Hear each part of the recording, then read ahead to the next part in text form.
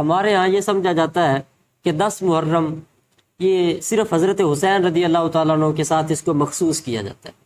کہ یوم عاشوراء کی جو فضیلت، جو اس کا اہتمام، انتظام، جو اس کو سیلیبریٹ کیا جاتا ہے، یہ صرف حضرت حسین رضی اللہ تعالیٰ عنہ کی وجہ سے۔ تو یہ ایک ہماری اس کو ناسمجھی کہہ لیں، کم علمی کہہ لیں، یہ ایک کم علمی ہے۔ یوم عاشوراء ایک بہت پہلے سے اس کا یہ سیلیبریشن چل رہی ہے، اس میں بہت سارے بڑے بڑے واقعات اس دن میں رونما ہوئے۔ حضرت حسین رضی اللہ تعالیٰ عنہ کی شہادت سے پہلے، حضرت حسین رضی اللہ تعالیٰ عنہ کی شہادت سے پہلے اس دن کو منایا جاتا تھا۔ چنانچہ حدیث شریف میں آتا ہے، حضرت ابن عباس رضی اللہ تعالیٰ عنہما اس حدیث پاک کو روایت کرتے ہیں کہ ان رسول اللہ صلی اللہ علیہ وآلہ وسلم صام یوم عاشوراء وامر بصیامہ۔ یہ متفق علیہ حدیث ہے، بخاری و مسلم نے اس کو روایت کیا، امام نووی نے اس کو ریاض الصالحین میں بھی لکھا۔ حضرت عبداللہ بن عباس رضی اللہ تعالیٰ عنہ فرماتے ہیں کہ نبی پاک صلی اللہ علیہ وسلم نے خود بھی 10 محرم کا روزہ رکھا اور صحابہ کرام کو روزہ رکھنے کا حکم بھی دیا۔ دوسری حدیث ہے حضرت ابو قتادہ رضی اللہ تعالیٰ عنہ سے ہے، اس کو امام مسلم نے اپنی کتاب میں ذکر کیا، ان رسول اللہ صلی اللہ علیہ وسلم سئل عن صیام یوم عاشوراء۔ نبی پاک صلی اللہ علیہ وسلم سے عاشوراء 10 محرم کے روزے کے متعلق پوچھا گیا کہ حضور یہ کیا اس کی فضیلت ہے اور یہ اس کے متعلق کیا آپ فرماتے ہیں؟ تو نبی پاک صلی اللہ علیہ وسلم نے فرمایا یکفر السنۃ الماضیہ، 10 محرم کو روزہ رکھنا پورے سال، پچھلا جو ایک پورا سال گزرا ہے اس میں جتنے بھی صغیرہ گناہ ہوئے ان سب کو معاف کرتا ہے۔ 10 محرم کو روزہ رکھنا پچھلے سال کے گناہوں کو معاف کرتا ہے۔ اور تیسری حدیث اس حوالے سے حضرت عبداللہ بن عباس رضی اللہ تعالیٰ عنہ سے ہے، اور اس کو بھی امام مسلم نے روایت کیا۔ نبی پاک صلی اللہ علیہ وسلم نے فرمایا لئن بقیت الی قابل لاصومن التاسع۔ حضور فرماتے ہیں کہ اگر میں اگلے سال تک ظاہراً اس دنیا فانی میں موجود رہا تو میں 9 محرم الحرام کا روزہ رکھوں گا۔ حدیث شریف میں آتا ہے نبی پاک صلی اللہ علیہ وسلم جب مدینہ شریف آئے تو آپ نے یہودیوں کو دیکھا کہ وہ روزہ رکھتے تھے، 10 محرم الحرام کے دن وہ روزہ رکھتے تھے۔ تو ان سے پوچھا بھی تم اس دن میں کیوں روزہ رکھتے ہو؟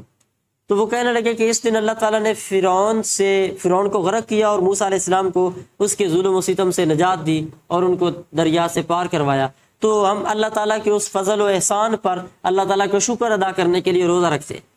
تو نبی پاک صلی اللہ علیہ وسلم فرمایا کہ تمہاری بنسبت ہم موسیٰ علیہ السلام کے زیادہ قریب ہیں، ہمارا رشتہ ان سے تمہاری بنسبت زیادہ ہے، اس لیے ہم زیادہ حقدار ہیں کہ ہم اللہ تعالیٰ کے اس فضل و انعام پر روزہ رکھیں۔ لیکن پھر بعد میں جب حضرت حسین رضی اللہ تعالیٰ عنہ کی شہادت ہوئی تو پھر جو پہلے اس دن میں بہت بڑے بڑے واقعات رونما ہو چکے تھے، ان دنوں میں ایک یہ بھی بہت بڑا دن، بہت بڑا یہ واقعہ ان میں شامل ہو چکا۔ اور چونکہ یہ واقعہ کربلا جو ہے یہ ایک منفرد حیثیت رکھتا ہے، اس لیے باقی جو اس سے پہلے اس دن میں واقعات رونما ہوئے ان سے زیادہ اس واقعے کو عروج مل گیا، اور اس دن میں باقی واقعات کی بنسبت اس واقعے کی جو سیلیبریشن ہے وہ زیادہ ہو گئی۔ لیکن یہ کہنا کہ یہ صرف حضرت حسین رضی اللہ تعالیٰ عنہ کے ساتھ خاص ہے، یہ ایک تاریخ کو پس پشت ڈالنے والی بات ہے۔ اس دن میں اور بھی بہت سارے واقعات رونما ہوئے۔ نبی پاک صلی اللہ علیہ وسلم بذات خود روزہ رکھ کے اس دن کو سیلیبریٹ کر رہے ہیں، حالانکہ اس وقت حضرت حسین رضی اللہ تعالیٰ عنہ ابھی ان کی شہادت تو بہت بعد میں ہوئی، اس وقت ابھی ان کی شہادت رونما نہیں ہوئی تھی، ابھی حضور ان کی شہادت سے پہلے روزہ رکھ کے اس دن کو بنا رہے ہیں۔ تو ان احادیث سے ہمیں یہ چیز حاصل ہوئی اور یہ معلوم ہوا کہ یوم عاشوراء میں نبی پاک صلی اللہ علیہ وسلم روزہ رکھتے، روزہ رکھ کے، روزہ ایک عبادت ہے، عبادت ریاضت کے ساتھ نبی پاک صلی اللہ علیہ وسلم نے اس دن کو سیلیبریٹ کیا۔ حضرت حسین رضی اللہ تعالیٰ عنہ سے جو ہمارا تعلق ہے وہ تعلق بھی اسی بات کا تقاضا کرتا ہے کہ حضرت حسین رضی اللہ تعالیٰ عنہ نے شریعت کے مخالف چلنے والے شخص کے خلاف علم جہاد بلند کیا، اپنی اور اپنے گھر والوں کی جان کا نذرانہ پیش کر کے انہوں نے ہمیں یہ درس دیا ہے کہ جہاں شریعت کی مخالفت ہو رہی ہو وہاں حسین نہ تو چپ بیٹھتا ہے اور نہ ہی ان شریعت کی مخالفت کرنے والوں کو مخالفت کی اجازت دیتا ہے، بلکہ حسین کا شریعت کے مخالف چلنے والوں لوگوں کے خلاف جو اعلان جہاد ہے۔ اس لیے ہمیں بھی اس دن میں روزہ رکھ کے اور دین کی حدود کے اندر رہ کر وہ قرآن شریف پڑھ کے ہو، وہ درود پاک پڑھ کے ہو، وہ ان کے نام پہ کوئی صدقہ و خیرات مالی لحاظ سے کرنے کے حوالے سے ہو، اس طرح جو شرعی جائز کام ہے وہ جائز کام کر کے ہمیں ان کی بارگاہ میں خراج تحسین پیش کرنا چاہیے، وہ محافل وغیرہ کی صورت میں ہو یا جتنی بھی شرعاً جائز صورتیں اس کی بن سکتی ہیں، جو چیزیں شریعت نے منع کی ہیں۔ ایک تو وہ شرعاً ممنوع ہے ہی ہے، لیکن چونکہ ان دنوں حضرت حسین رضی اللہ تعالیٰ عنہ کی محبت کا ایک ولولہ اور جذبہ اور وہ کچھ غلبہ ہوتا ہے، تو حضرت حسین رضی اللہ تعالیٰ عنہ کی محبت کا یہ تقاضا ہے کہ حضرت حسین رضی اللہ تعالیٰ عنہ نے شریعت کی مخالفت کرنے والوں کے خلاف علم جہاد بلند کیا، وہ ان کے ساتھ جنگ کر رہے ہیں کہ میں جو بندہ حضور کی شریعت کے مخالف چلے گا میرا اس کے ساتھ اعلان جنگ ہے، بس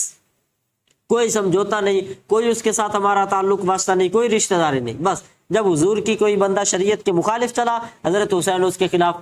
کوئی ان کے خلاف احتجاج نہیں کیا، کوئی یہ نہیں کہا بھی بڑے بڑے بندے اکٹھے ہو جائیں جی اور کوئی بات چیت کر لیں اور مذاکرات ہو جائے، نہیں، ان کے خلاف عالم جہاد بلند کیا، تلوار لے کے کھڑے ہو گئے کہ یزید کی بیعت میں نہیں کروں گا،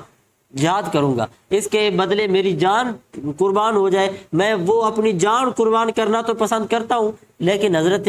حسین رضی اللہ تعالیٰ عنہ یہ ہمیں منشور دے کے گئے کہ کسی یزید کے سامنے، کسی شریعت کی مخالفت کرنے والے کے سامنے گھٹنے ٹیکنے سے بہتر ہے کہ تم اس کے خلاف لڑ کے اپنی جان قربان کر دو۔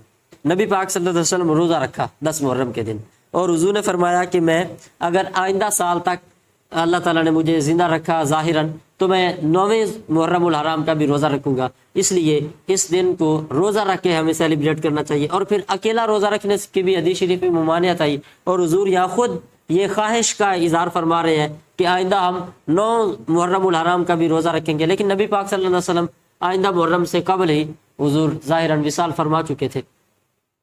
تو یہ چیزیں ہیں کہ نبی پاک صلی اللہ علیہ وسلم نے روزہ رکھنے کی ہمیں اس دن میں روزہ رکھ کے، عملی طور پر روزہ رکھ کے ہمیں یہ تلقین فرمائی کہ ان دنوں کو روزہ رکھے، اسی لیے محرم 10 محرم کو روزہ رکھنا چاہیے۔ جس نے روزہ رکھنا ہے وہ صرف 10ویں کا نہیں بلکہ وہ یا تو 9ویں کے ساتھ ملا لے یا پھر 11ویں کا ملا لے، تاکہ 2 روزے ہو جائے، اکیلے روزہ رکھنا منع ہے۔